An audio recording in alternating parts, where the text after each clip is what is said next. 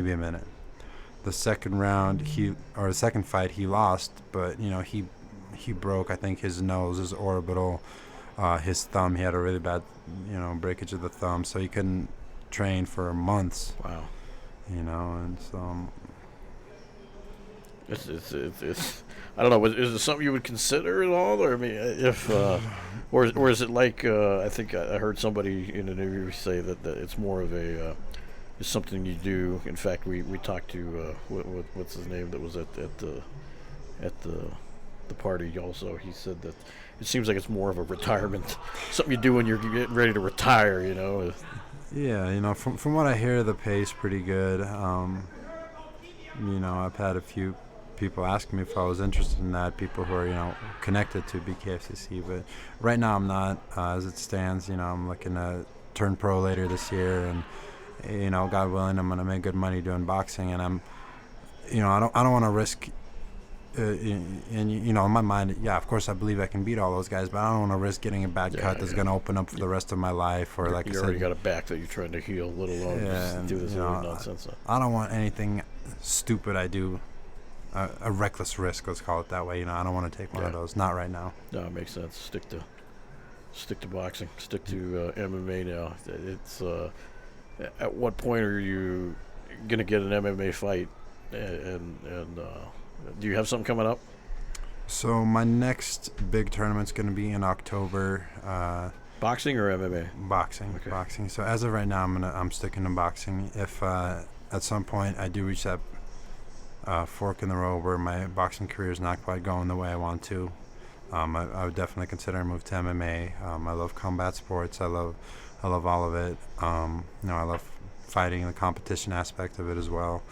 But as of right now, I'm going to stick to boxing. Hopefully get something local next month, or something in August. But boxing's not dead, man. There's still a lot of boxing going on in this town. I mean, it's we just had the Combate America has just bailed out on us at the last minute, which kind of sucks. But that was a big old mess. But very rarely does that happen. New Mexico is a fight state, and it's sad that they decided that we weren't cool enough to have an event.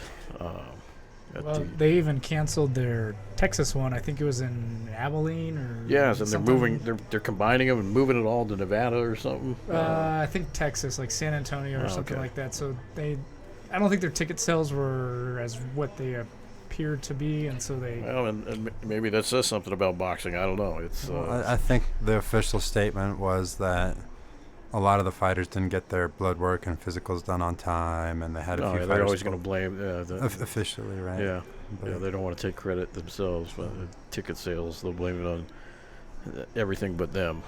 So I don't know. Being a promoter, if you're a promoter, I guess you don't want to say you screwed up. You got to blame it on somebody else. Whether it's the fighters or the lighting guy or the bare knuckle guy, the president. Yeah. Remember the president? Yeah, a couple fights ago, he's like, nobody got paid. Well, yeah, he's like, we don't just stand there and stall. We fight, and I'm taking away some of the guy's purse or whatever. Yeah. Yeah. That's. Yeah, that guy. What, did you remember that when he said in that? That's crazy. That post fight, he says that was horrible, and I'm gonna take their pay. And it's like, what the heck's wrong with you, dude? Yeah, that's horrible. That's not right. That's a bad promoter. So, how old are you right now? 29. Just turned 29. Okay, so you're not even 30 yet. You're still old enough. You got plenty in you to keep on going. But your role, it seems like I see you around the gym doing a lot of training, coaching. Right. Is that something that you've always wanted to do, or is that just something that you've just been drawn to? So my passion itself lies in competition. I'm driven to, become the best fighter ever, boxer ever. But as all things go, I need a place to live. I need to feed myself, and I've been blessed enough that the skills I've picked up over the years have accumulated enough to where I could, teach others and find a way to pass on my craft, and I've had a lot of people that help me coming up, so it's a good way to make money, and it's a great way to give back to some of the other fighters. let's talk about let's plug you a little bit. Then. I mean, for you guys out there or gals, because I've seen you with some gals that are interested in learning some boxing skills. You do private lessons with them. That make it convenient for them. That is your full time job. So, how can people get a hold of you for some lessons?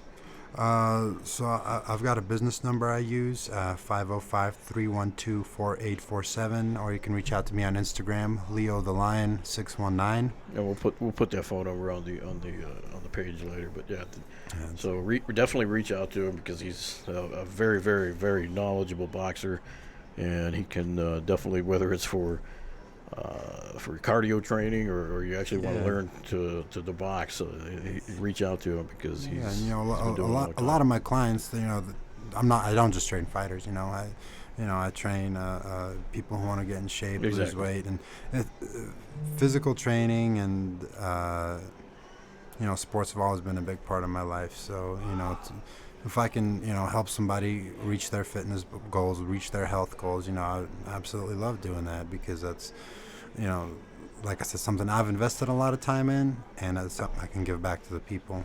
I don't just work with fighters. I work with everybody. I got kids as young as 11, and I used to work with people as old as 70, 75. So it's for everybody. A lot of people say, "What do you do?" I say, "Oh, I'm a boxing trainer." They think, "Oh, fighting." Oh, no, I don't do that. There's a lot more to it than that. It's a great cardio workout. It'll help you tone up, lose weight, everything. So let me ask you this: would you consider going back to being an engineer at any point, or are you kind of just done with that life? This is your new life. As of right now, this is my new life. Yeah. He engineers knockouts. There you go.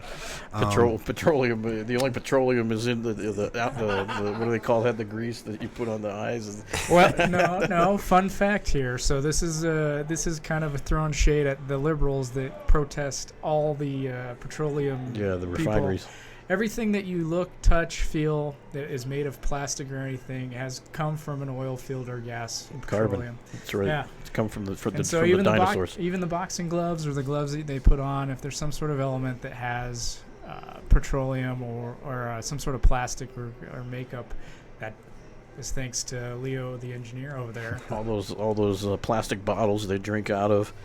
And their Priuses. And the bumpers were made out of plastic. So suck it, man. No, but it's not something you would entertain pretty much at this point. You're happy just doing this stuff and teaching people and improving your own skills going forward.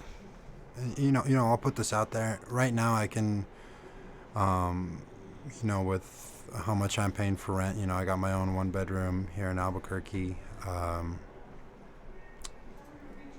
I can work about 10 to 15 hours a week and live comfortably. Oh, that's good to know. So it's, that's a big part of it. If I don't want to have to work 40 hours and stress to try to find, times to get my training in or show up and feel like I'm already burnt out from, spending an 8-hour day at work. Yeah. This way I can. Work sucks. I've worked for gyms before. Right now I'm working for myself, and it's great. I can schedule people when I want to. Say, okay, I'm going to work out at 8. That means my first client's going to be at 10. I'm going to go eat at 2, so I can fit another one at 11. I'll come back. I'll train at 4, and I'll get somebody at 6:30. Boom. You make your money. You get 2-3 sessions in a day training yourself, and you're good to go. And I think that's a good piece of advice for a lot of young fighters. Learn the fundamentals, learn your craft, and really excel at what you do. Because at the end of the day, if people are willing to pay you money to teach whatever it is you're teaching, that's a living. Yeah. And I'm not going out there advocating saying, sell yourself any way you want to. If you honestly believe that you can, teach someone something and they're willing to pay for it, it's a great way to make a living. It absolutely is. And it's been a blessing to me that I can continue to live this life, fighter's life, and I can have my own place to live, and I can, eat like I want to eat, and, nutritionally speaking, and train 3 times a day and still go out and compete when I need to. So, It's working very well for me. I see you with training with people, and we talked about this a minute ago. But are you taking new clients right now, or are you too busy? I mean, if people still do want to get a hold of you, it's Yeah, right now I'm taking new Okay. clients. I don't, like I said, my next big competition's in October. I'll probably spend a 6 to 8 week Camp. camp getting ready for that. So, at that point I might just be working 10 hours a week, Yeah. enough to pay my rent and eat. Pay, yeah, So- that food, that camp food is expensive.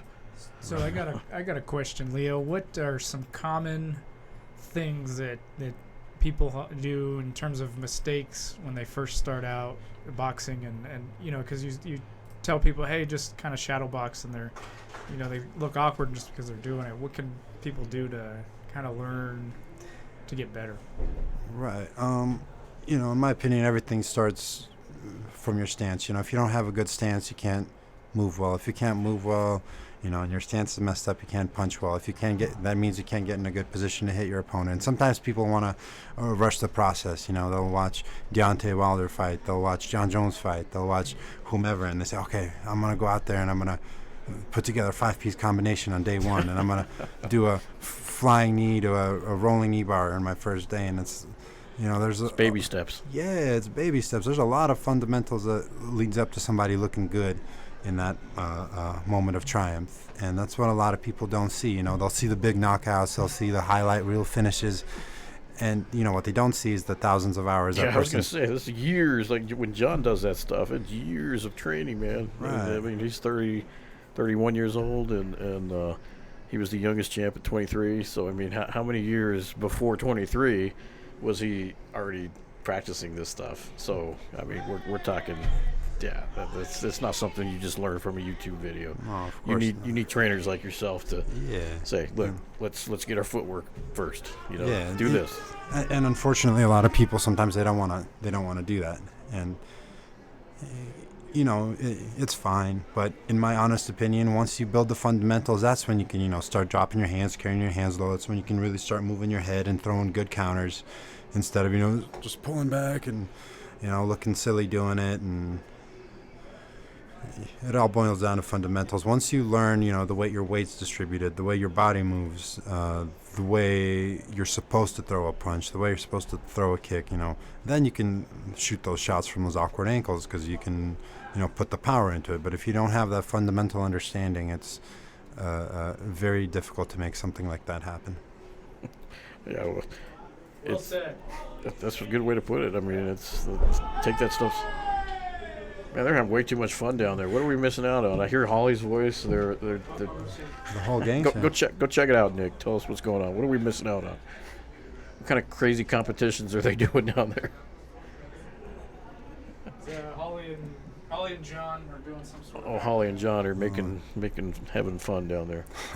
UFC 239 coming up in 10 days. The countdown is on. That's it. Yeah, That's it. you going, or you gonna watch it here locally, or what do you Well, got? actually, one of my friends gave me a call a few nights ago. He said he was supposed to go to Vegas with another mutual Oh. friend of ours, but he can't make it, but everything's prepaid. So he said, "Do you want Nice. to go to Vegas?" So now I'm trying to figure out, do I want to go? Do I want to take the week off? So Come on, man. I might be there. You got to be there. Yeah, I might. Yeah, Might hit him up for some tickets. So we'll see. Hey, they may have some laying around. I Maybe, don't know. maybe.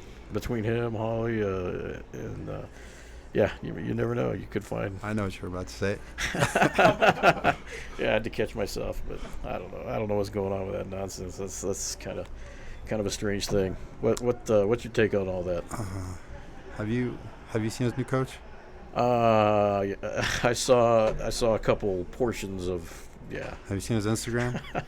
Yes, I did. Yeah, the first thing I go on his Instagram and I scroll down. There's just a bare picture of his ass. Yeah, I can't say anything bad about Diego. He's a great guy, and No, I love Diego. God He's bless a hard him. worker. Whatever. He's one of the hardest workers around, and we've said this a million times. And he's been on the show a couple times, and he's just popped in, and a great guy, and nothing but the best to him. It's too bad that this kind of stuff happens, And he was very nice. He gave good compliments to Coach yeah, Greg and and it Coach was Winklejohn. exactly. He was very appreciative of Greg and Wink, and didn't go out. There's no bad terms. I mean, people talk about we take pictures off the wall when that's a bunch of BS. Their pictures are going to be on the wall forever. Especially guys like Diego that started this place, and we don't play those games. He's forever part of this gym, and he's left before. He's come back. It's yeah. As far as his coach, I don't know. Whatever works for him. I don't know. Right. Like you said, you open the Instagram, first thing you see is the guy's bare ass. I wish all the best for him, and I've learned in my years, fans from the outside, they see what the media tells them. Yeah. They say, "Oh, well, what an asshole," or "Oh, what a nice guy," but they don't know everything that's going on in their lives, and just like that, I don't know everything's going on with him. So, I pray everything works out for the best, and I hope he wins this fight. So. Yeah, exactly. And you'll be there to watch it, hopefully. Hopefully. Let's get there, man. Either way, go to Black Snout and watch it. They got plenty of TVs over there, plenty of options in town to check it out.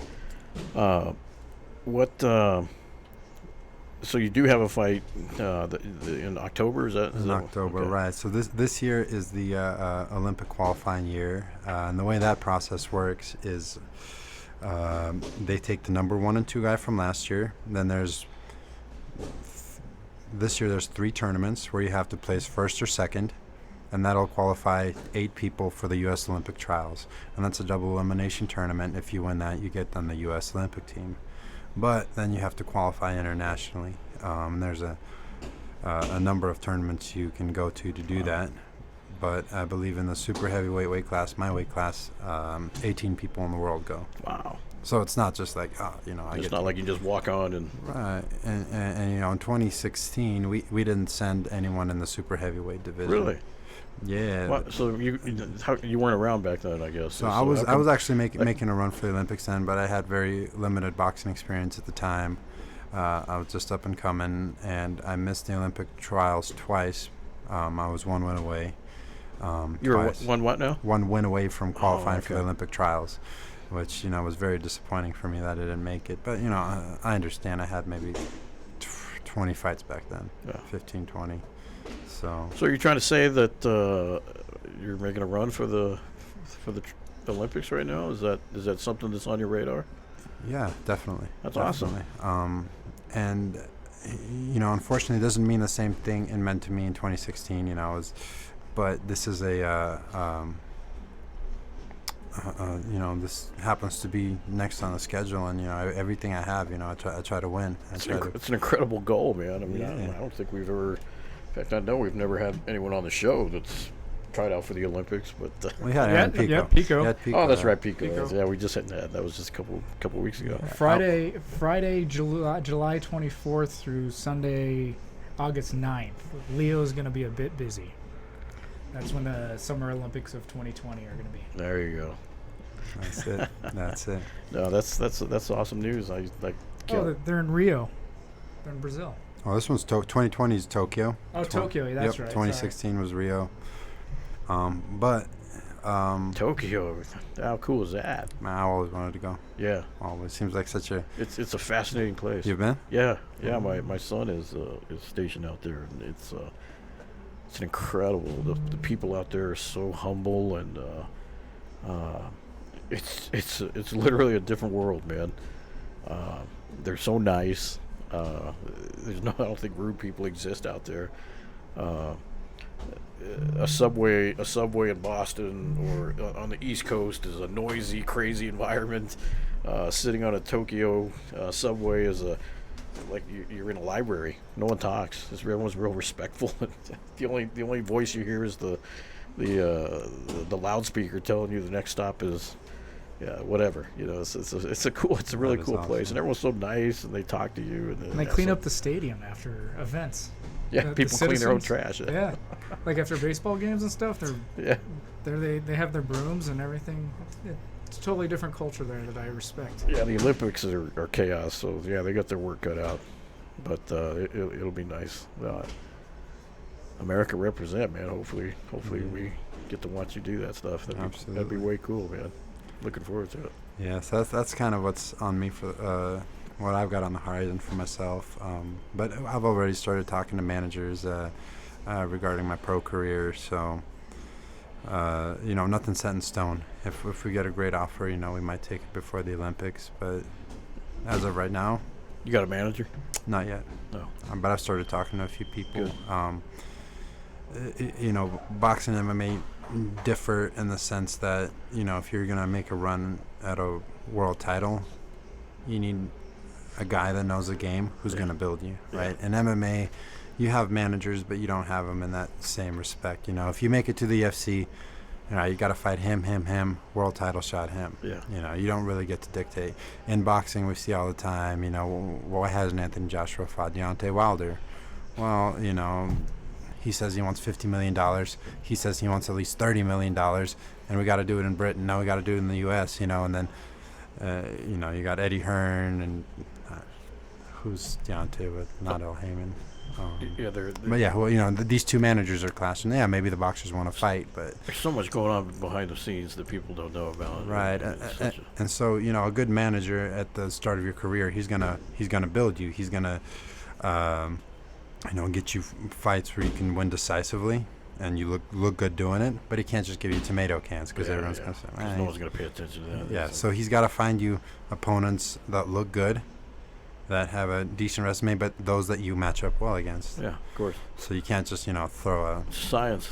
right. Exactly. So you gotta understand the game a little bit. Yeah. So, if have you been training with when you first got here? Now, just like I guess the second time, you trained obviously at the Olds place. And you kind of got a little bit of the starstruck stuff out of the way, but when you walked into this place, what was it like? Because it was like two different gyms. Obviously, it's that place was like in the ghetto. It's a small little place, and you come here, and it's like, holy crap, this is different. How was it? Man, this place is huge. I love what they've Yeah. done with the decorations. It's gritty enough yet nice enough to make you feel like you're training in a real gym. I've been to gyms that they're, like I said, holes in the walls, literal holes in the walls, and their bags are falling apart. No, And we still got holes in the wall downstairs. just a few, but they're nice holes. And I've trained at gyms where it's so clean and so nice. You're kind of afraid to let yourself go a little that's bit. how ATT is here. It's like a surgical. It's like an Yeah. operating room. And to each their own. But me, I almost prefer a little bit of a kind of that old school feel to it. Where I can really let myself go. Like I feel like I'm training for something. Yeah, there's no big air filtration system in here taking the smell away. You can smell. This smells like a gym. Right. Right. You're used to it. Well, it's funny because now I'm used to it also. So many years in this place, but I'll bring a buddy of mine will come by and say, man, what that smell. I'm like, oh yeah, there is that smell. I remember that smell. It's definitely a gym. And we got the holes in the wall, but we can thank the decorations. Thank Misha for that. He's a part-time interior decorator. I think he's every piece of this place. He said, you know what? I think we should do this. And after some negotiations with Wink, Wink finally just says, stop bugging me, just do it. You want the belts there, put the belts there. You want the trophies there, put the trophies. When you want the pictures of the guys on the wall, but if it wasn't for Misha, a lot of this stuff wouldn't even. Misha's a great guy. He's helped me a lot when I first got here. What do you need? What can we help you with? What When you talked Russian, I remember that because I was in the room. You guys were like going back and forth with that Russian shit. Every time you guys are talking, sounds like you're plotting an assassination, and I think it's like against me. And so it's like that voice is so rough, man. It scares me. but and then I find out you're English. Like, what the heck is that about? I think Misha just does it because he can. He just likes to keep practice. I think We, so too. we got a comment from one of our teammates, Natalia. She says that she keeps she's kept on her toes by your grammar. That your impeccable grammar Oh, helps you're the her. Nazi. Yeah, I saw something about the grammar Absolutely. police. Yeah. I believe. What's your badge number? I believe grammar is a good cornerstone to have, and you know, in a broad sense of things, you know, when you think of a fighter, you know, you think dumb, Yeah. dumb, da dum dum dum, right? Well, as soon as you Like said engineer, it changed my whole vision of you, man. yeah, and you know, how often do you get a guy that you know that's well spoken that understands how to communicate without you know sounding like he's murdering the English language or their own native language, whatever it is, and or you know, it might just be me, but I can't. You know, I see somebody trash talking on Twitter, and you know, it's filled with grammar mistakes. I'm like, You got OCD about it. That's Jeez, come hilarious. on, That's guy. awesome. Yeah. Good for you. That's way cool. I'm an English guy too. Yeah. Yeah, we're those grammar Grammar, the police, three all of us grammar are like, musketeers. yeah, and it's it bothers me too, but you know it's hilarious, and here you are, two languages, and you're the same way with both. I'm assuming then. Oh, absolutely. We got to make trash talking great again with grammar. That's it. That's it. We should get the red hat, make it kind of like a Trump-esque kind of thing. Making grammar great again. There you go. I like it. I'll wear that. You would wear that. We'd all wear it. Let's make it done. Let's make it happen. So when you're not, so you got a Twitter, I guess. So you're watching people out there. You're stalking their page. And this guy, see how this guy's English is. Maybe I'll follow him. A little bit. These days I'm more on Instagram. I used to be a big MySpace guy. And MySpace. Yeah, you remember MySpace? Yeah, I never had MySpace, but I hear about it, and I'm old enough to know about it. It was cool. You know, you could display your top friends. You Yeah, could, I heard you know, about it. You put your music on yeah, there. put or your something, music, yeah. paint your page any color you wanted, and then there was a. Is it still around? I mean, can you access it still, or how does that work? It is around. I actually accessed my page a few months ago. So it's still the site's still up. It's it's kind of eclectic, making a comeback. That's funny. People are getting frustrated with the way Facebook. Yeah, is. Facebook's kind of going away. The Russians took it over. You crazy people. Yeah. Well, the more of the executives at Facebook and Google are throttling some conservative voices. Yeah.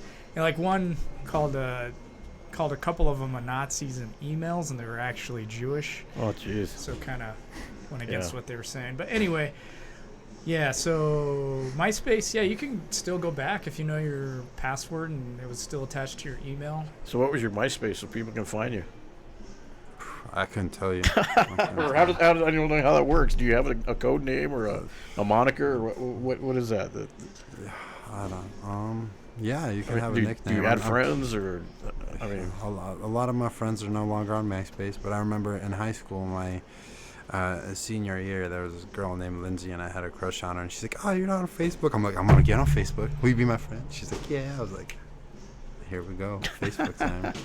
So I got on Facebook, and yeah, I was big on that. Here I thought you were just some Drago dude. If he dies, he dies, and you've got the perfect English, and you're a smart guy, and you got a lot going for you, man.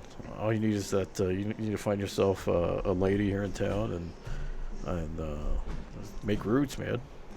Make it permanent. Why not? Why not, man? Get the next thing you know, you're getting a Zia tattoo. Yeah, I was just gonna say Zia tattoo.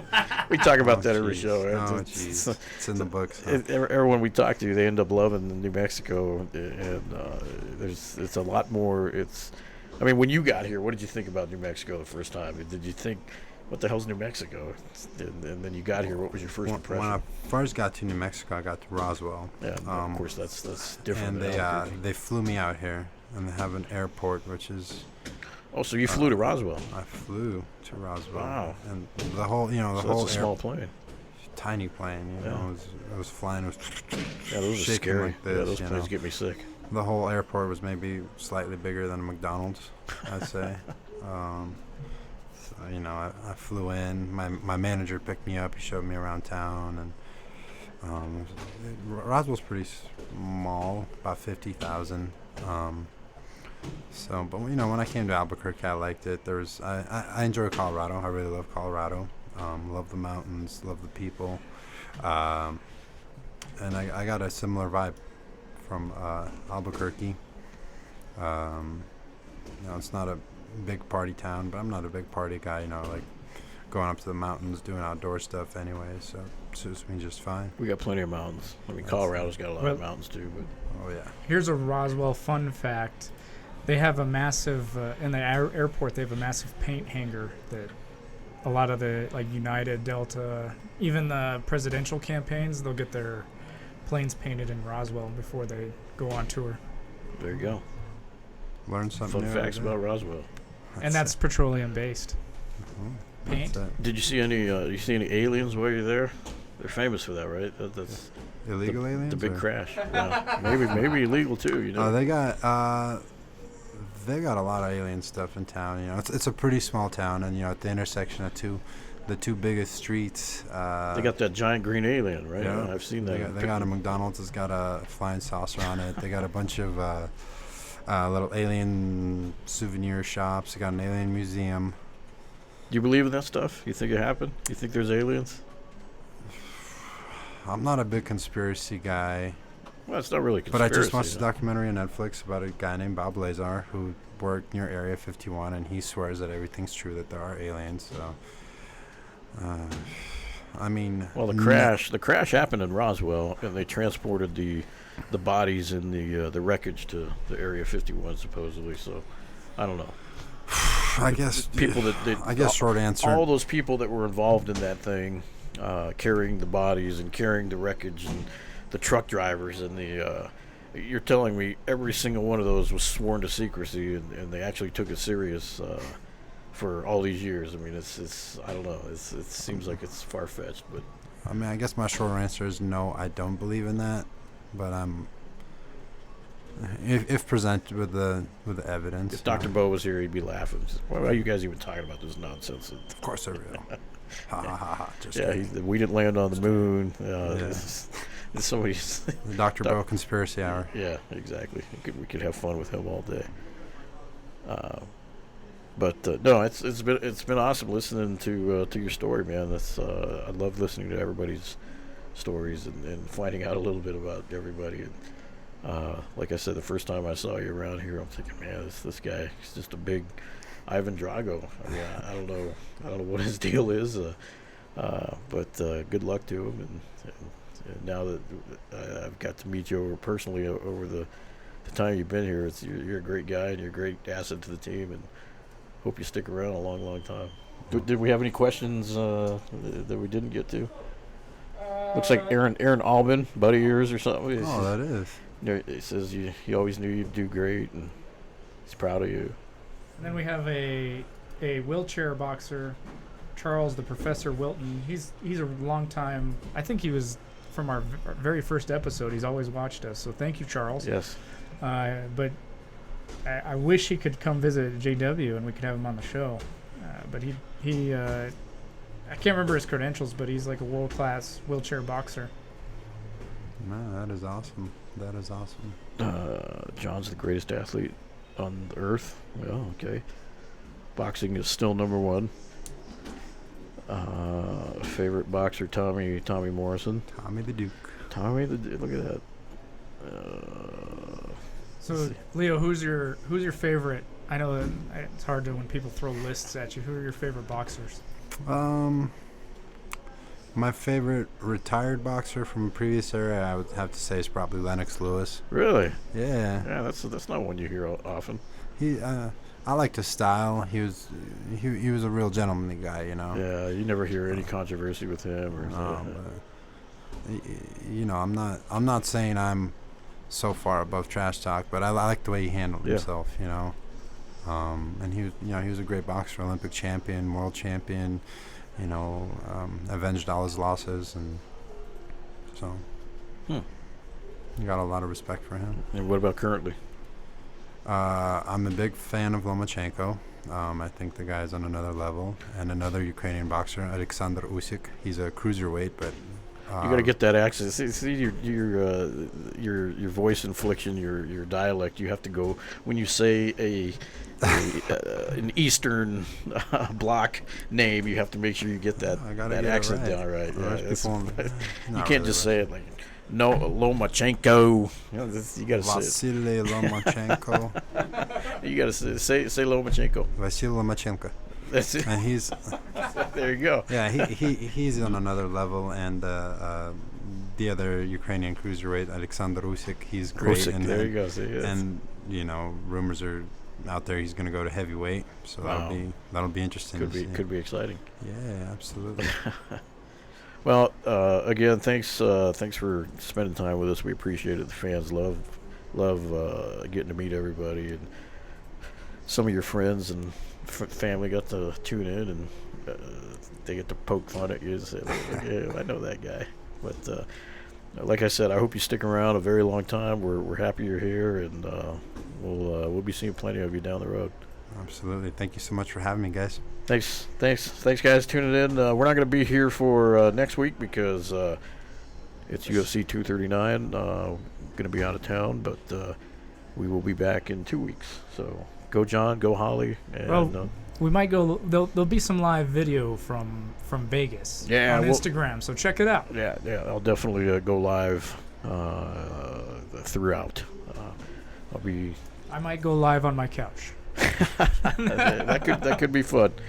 Yeah. All right, guys. See you next time. Bye. Through these doors walk the greatest fighters in the world.